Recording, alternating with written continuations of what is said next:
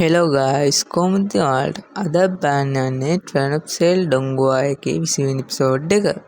මේ එපිසෝඩ් එක බලන්න කලින් එපිසෝඩ් ටික බලලා ඉන්න කියලා මතක් කරනවා. මොකද නැත්තම් මේ අද කතාව තේරෙන්නේ නැහැ.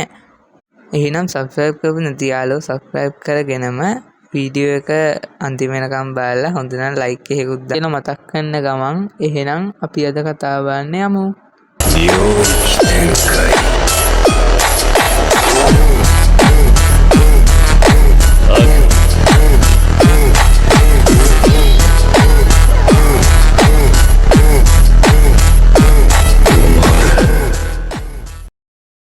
අපිට මේ 20 වෙනි එපිසෝඩ් එකේ ස්ටාර්ටින් එකේදීම පෙන්වන්නේ ලෝහාචෙන් අර යාගේ කණ්ඩායමේ අනික් කට්ටියට යා කියන දේ අහන්න කියලා කියන තැනින්. මෙතෙන්දී අපිට ලෝහාචෙන් කියන්නේ මොකද්ද කියලා නම් පෙන්වන්නේ නැහැ. ඒත් ඊට පස්සේ අර දිත්වකොළ රාක්ෂයා යා අර හිර කරලා තිබුණ අයිස් හිර කූඩුවත් කඩාගෙන යා එළියට එනවා. එයා එළියට ඇවිල්ලා වටපිට බලනකොට යා දකින්නේ ලෝහාචෙන් විතරයි. ඒ ගමන එයා අහනවා කෝයාගේ අනිත් කණ්ඩායමේ අනිත් බයගොල්ලෝ ටික කියලා. සියල්ලම පලා ගිහිල්ලයි කියලා මෙයා hina වෙන්න ගන්නවා.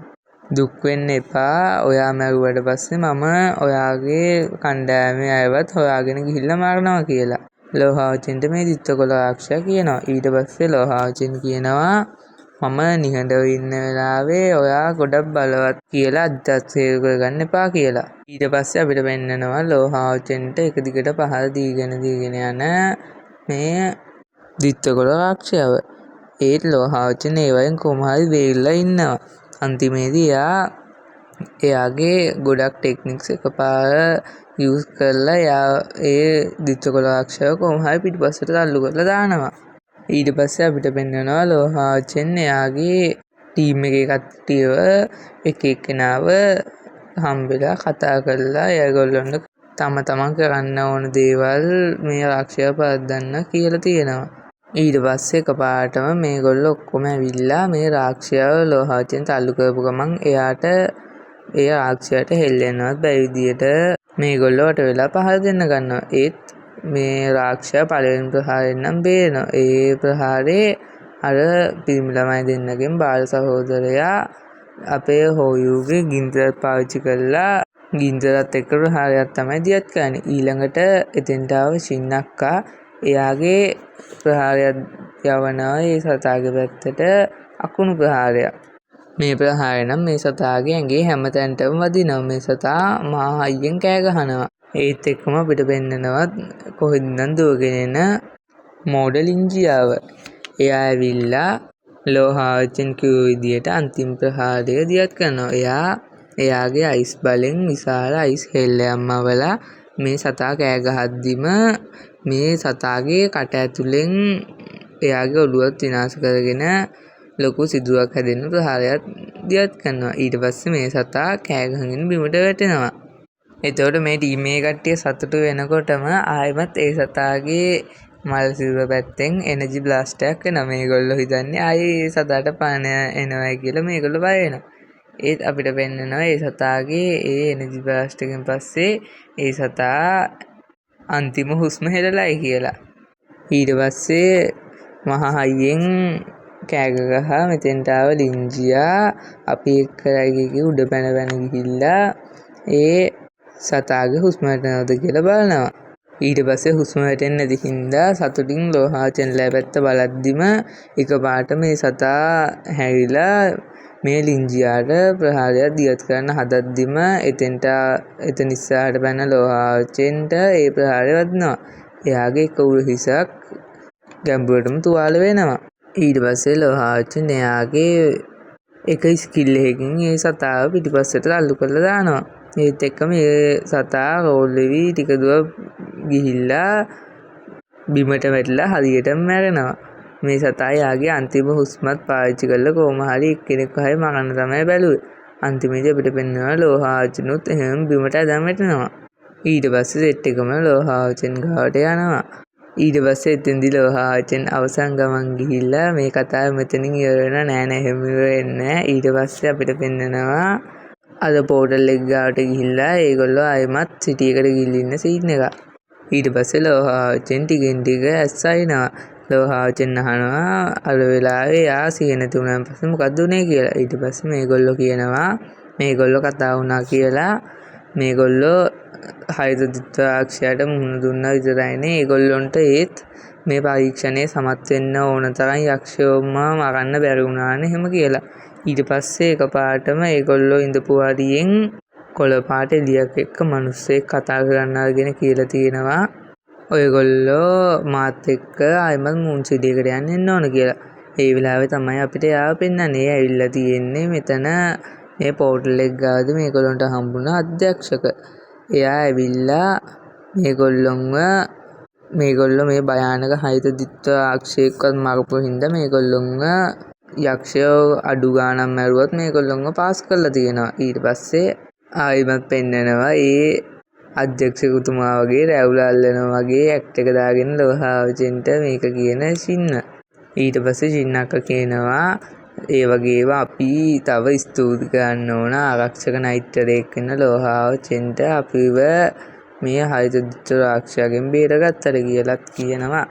ඊට පස්සේ දෙන්ට ඇවිල්ලා අධ්‍යක්ෂකවරයා උගුර පාදනවා. ඒ වෙලාවේ තමයි මේගොල්ලෝ දකින්නේ ඒ අධ්‍යක්ෂකවරයා මෙතෙන්ට ඇවිල්ලා කියලා. ඊට පස්සේ ඒගොල්ලෝ ඉක්මනට නැගිටලා මේ අධ්‍යක්ෂකවරයාට ආචාර කරනවා.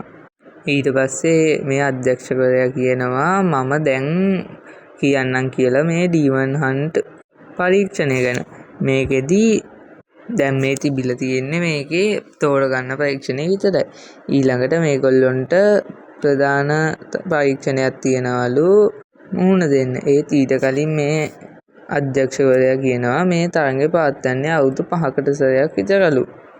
මේගොල්ලොන්ට දැන් තියෙන ඊළඟට තියෙන පළවෙනි තරඟේ තමයි මේගොල්ලොන්ගෙම දක්ෂතා තියෙන ඉගුවේ ආරක්ෂක නයිට්‍රයෙක් නම් ආරක්ෂක නයිට්‍රයෙක් එක්ක ඒ වගේ සටන් තියෙනවලු දැන් පළවෙනි වටේදී. මේ පළවෙනි වටේදී අන්තිමේදී තරඟකරුවෝ 60 දෙනෙක් විතරයිලු තෝරගන්නේ. මේ 60 දෙනා නයිට් ටෙම්පල් 6න්ලු තෝරගන්නේ. දැන් තමයි අපිට කියන්නේ මේ නයිට් ටෙම්පල් 6ක් තියෙනවා කියලා. මේ නයිට් ටෙම්පල් 6න් 10 දෙනා ගානේ තෝරගෙන අවසන් මහා තරඟේ තියෙනවලු. ඊට පස්සේ මේගොල්ලොන්ට නිල වශයෙන් ඩීමන්ස්ලව හන්ට් කරන බලකායට එකතු වෙන්න පුළුවන්ලු. ඊට පස්සේ මේ 60 දෙනා එකතු වෙලා ඒගොල්ලොන්ට එක එක්කෙනාට කණ්ඩායම් 10ක් හදාගන්නවලු. ඒ කණ්ඩායම් 10ට එක කණ්ඩායමට 6 ගාන වෙන්න තමයි මේගොල්ලෝ මේ කණ්ඩායම් 10 හදාගන්නේ. මේ කණ්ඩායම් 10 අන්තිම සැරේදී කරන්නේ මේගොල්ලොන්ගේ ශ්‍රේණිය හොයන එකලු. ඒගොල්ලෝ 1 2 3 කියලා මේ කණ්ඩායම් 10 රෑන්කින් කරන එක තමයි අන්තිම පරීක්ෂණයේදී කරන්නේ. මේකෙදි මේ තරඟෙදි වැඩිම දක්ෂතා පෙන්නන කට්ටියව තමයිලු මේ කණ්ඩායම් වල නායකයෝ විදියට පත් කරන්නේ. මේ නායකයන්ගෙනුත් මේ හොඳම 3 දෙනාට විශේෂ තෑගි භෝගත් ලැබෙනවලු. ඒගොල්ලොන්ට ලැබෙන ප්‍රයාග තමයි මේ ලෝහාචෙන් ගාව තියෙන වගේ සුද්ධ ටැක්ෂන් උඳුන වගේ උදුන්. මේ ජාතිය උඳුන් මේ ලෝකෙටම තියෙන්නේ පොඩි ගාණක් කියලා මං කලින් එපිසෝඩ් වල කිව්වනේ යාළුවනේ. ඊට පස්සේ මේක අහපු කණ්ඩායමේ ඉඳපු සහෝදර දෙන්නගේ කෙනෙක් කියනවා අපි දැක්කයි මේ උඳුන් වල ශක්තිය මේ උඳුන් නිසා තමයි අපි මේ දිත්තකොළාක්ෂයවත් විනාශ කරේ කියලා.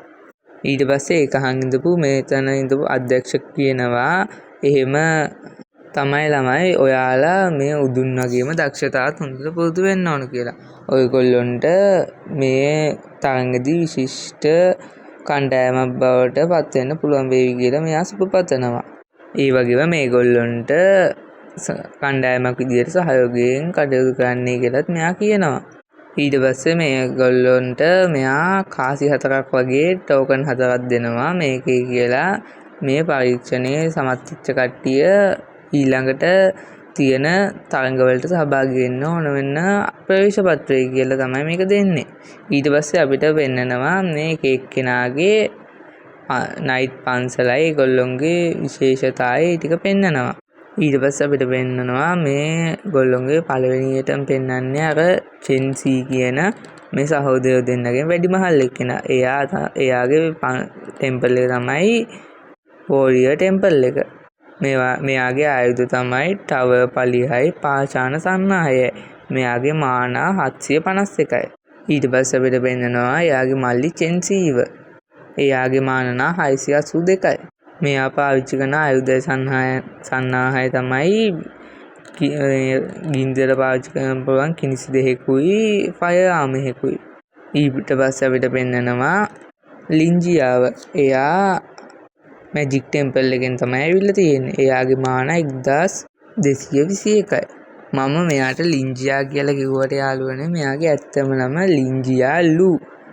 ලූ කියන කෑල්ල අවුල් නිසා තමයි මම ලින්ජියා කියලා කියන්නේ. මෙයාගේ ආම එකයි නාහයයි තමයි අයිසරයිටියයි අයිසන්නාහය.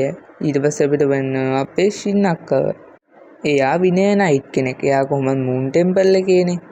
එයාගේ අර ලෝසර් යුනිකෝන් level 5 යුනිකෝන් කෙනෙක්. ඊට පස්සේ අපිට වෙන්නනවා ලෝහාවචෙන්න.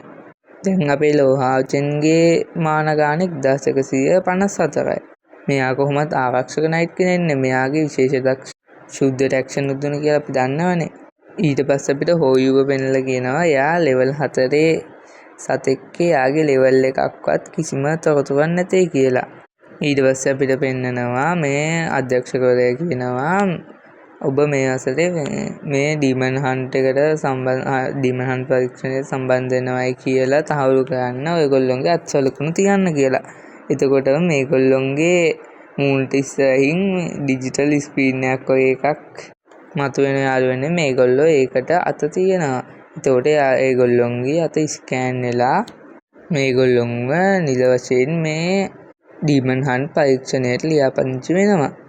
ඊට පස්සේ මෙතන ඉඳපු අධ්‍යක්ෂකතුමා ඔයගොල්ලන්ට මම සුබ පතනවා කියලා කියනත් එක්කම මෙතනින් මේ සීන් එක කට් වෙලා අපිට පෙන්නනවා ඩීමන් කින්ව. ඩීමන් කින් ඔබ කවදා හෝ දෙවිවරුන්ට බිය වී තිබේද කියලා ප්‍රශ්නයක් අහලා මෙතනින් යනවා. ඒ වෙලාවේ මෙයා යන තැන කළු කුහරයක් වගේ එකකුත් නිර්මාණය වෙනවා. ඊට පස්සේ අපිට පෙන්නනවා තව ගෑනු කෙනෙක්ව මට පේන විදිහට නම් එයත් ඩීමන් කින් කෙනෙක්ද කොහෙද. ඊට පස්සේ ඒ වෙලාවේ අපිට කියනවා මේ යක්ෂයෝ එන්නේ විශ්වයේ ආගාධයෙන් කියලා. ඊට පස්සේ කියනවා ඔවුන් සියල්ලන්ගෙම අධිපතියා යක්ෂ රජු ඔහුගේ දැස් විවෘත කළ විට ආලෝකය සදාකාලින අන්ධකාරයකට වැටුණලු. ඊට පස්සේ කියනවා වසර දහස් ගානක මිනිස්යන්ගේ මේ ඩීමන්ස්ලට දක්වන ප්‍රතිරෝධය නිකන් විශාල ගහක් ගලවන්න යන කූඹිරලක් වගේලු. මිනිස්සු කූඹිය වගේලු. ඊට පස්සේ අහෝ උතුම් යක්ෂ රජුනේ කියලා අර මුලින් එපිසෝඩ් එකකදී ඉඳපු අයිමන් කියන 7 වෙනි හරි 9 වෙනි හරි භූත කණුවේ ඩීමන් කින්ව පෙන්නලා මෙතනින් අපිට ආයමත් පෙන්නනවා පොතක් කියවලා ඉඳලා ඒක වහන යේහුවා ගුරුතුමාව. ඊට පස්සේ උද්දෑසන තරුණ නිහඬව නැගී සිටී කියලා තව දෛවයේ වෙනස් වීමක් කියලා තරු එළිය නැති වෙන තැන තමයි දවස කැඩෙන්නේ කියලාත් කියලා මේ ලෝකේ තරුණයන් නොදන්නා ගමනකට අවතීර්ණ වෙනවයි කියලා බොහෝ කාලයක් අඳුරේ සිට එළිය වැළඳ ගැනීමට හා නිමක් නැති යුද්ධයක් ආරම්භයද එයයි කියලා බලාපොරොත්තුව අන්ධකාරයෙන් නැසී ගිය විට තරුණ තරු බබලයි කියලා ඔවුන් ලෝකයටම අභියෝග කරයි කියලා ඔවුන්ගේ බලය හිතාගන්න බැරි කියලා ගණන් කරන්න බැරි සටන් ගණන් කරන්න බැරි ගවේෂණ මේ සියල්ලෙන්ගෙම අවසාන වේ කියලා මේ කලබල යුගය තරුණ කැල බබලයි කියලා ලෝහාවචෙන්වයි තව ළමයි සෙට් එකකුයි පෙන්නනවා යාළුවනේ. ඊට පස්සේ දැන් මේ ටික අපිට ඉච්චරටම තේරෙන්නේ නැහැ. මොකද මේ ටික මේ කටහඬකින් අපිට ඇවිල්ලා කියන්නේ අනාගතයේදී වෙන්න පුළුවන් දේවල් ටික නිකන් අර මිනිස්සුන්ට කුතුහලයක් ඇති කරන්න තමයි මේ මෙතන මේ කටහඬක් ඇවිල්ලා කියන්නේ. ඊට පස්සේ මේ සීන් එක මෙතනින් කට් වෙලා අපිට පෙන්නනවා අඳුරු තැනක්. එතන මිනිස්සෙක් කයර් දැන් මේ වෙනකොට ඩීමන් හන්ට් පරීක්ෂණය පටන්ගෙන තියෙනවයි ඒකට ඔයත් යන්න ඕනේ කියලා කියනවා. මේ වෙලාවේ අපිට පෙන්නනවා මේ මිනිස්සයා ඇසසින් ටෙම්පල් කියන නයිට් පන්සලේ උපප්‍රධානියා තමයි මේ. ඊට පස්සේ අපිට බැටල් ටු ද හෙවන් එකේ නිකන් සෝල් හෝල් එක වගේ තැනක් පෙන්නලා එතෙන්ට ලස්සන ගෑනු ළමයෙක් ගොඩ බහිනවා පෙන්නනවා. එතෙන්දී මේ ඇසසින් ටෙම්පල් එකේ ඉන්න ගොඩක් කට්ටිය දන ගහගෙන පුනරුත්පත්තියේ සාන්තුවරයා කියලා කෑ ගහනවා. ඊට පස්සේ අර උපප්‍රධානියා මෙතෙන්ට ඇවිල්ලා මෙයාට කියනවා ඔයාට ඕන වෙලාවක ඇවිල්ලා අපේ බලලා යන්න පුළුවන් කියලා. ඊට පස්සේ ගෑනු ළමයා නැහැ මම මෙතෙන්ට වෛර කරනවා කියලා මෙතෙන් යනවා. මෙතනින් යන ගමන් එයාගේ කඩුව ඇරලා එකපාරටම එතන තිබ්බ විශාල ගෑනු කෙනෙක්ගේ පිළිමයකට පහර දෙනවා. මේ පිළිමේ තනින් තන එකපාරටම පුපුරන්න ගන්නවා. ඊට පස්සේ මේ ඇසසින් ටෙම්පල් එකේ කට්ටිය ආයෙමත් කෑ ගහනවා දන ගහගෙනම පුනරුත්පත්තිය නැවත මතුවේ යක්ෂයන් සහ දෙවිවරුන් නිහඬව සිටිති කියලා. ඊට පස්සේ තව තල දහසක් එකට සුද්ධ සාන්තුවරයා බැසයයි කියලා කියනවා. සදහටම පුනරුත්පත්තිය ලැබුණු සාන්තුවරයා කිය මේගොල්ලෝ කෑ ගහන්න ගන්නවා. ඊට පස්සේ මෙතන ඉඳලා මාව නවත්තන්න කාටවත් බෑ කියලා මේ ගෑනු ළමයා මෙතනින් යන සීන් එකකින් මේ එපිසෝඩ් එක ඉවර වෙනවා යාළුවනේ. ඔයාලා හිතන්නේ මේ ගෑනු ළමයා කවුද? කවුද කියලා දන්න කට්ටිය කමෙන්ට් කරන් බලන්න. එහෙනම් අපි අද වීඩියෝ එක මෙතනින් නවත්තන යාළුවනේ. එහෙනම් සුබ දවසක්. ඊළඟ එපිසෝඩ් එකෙන් හම්බෙමු.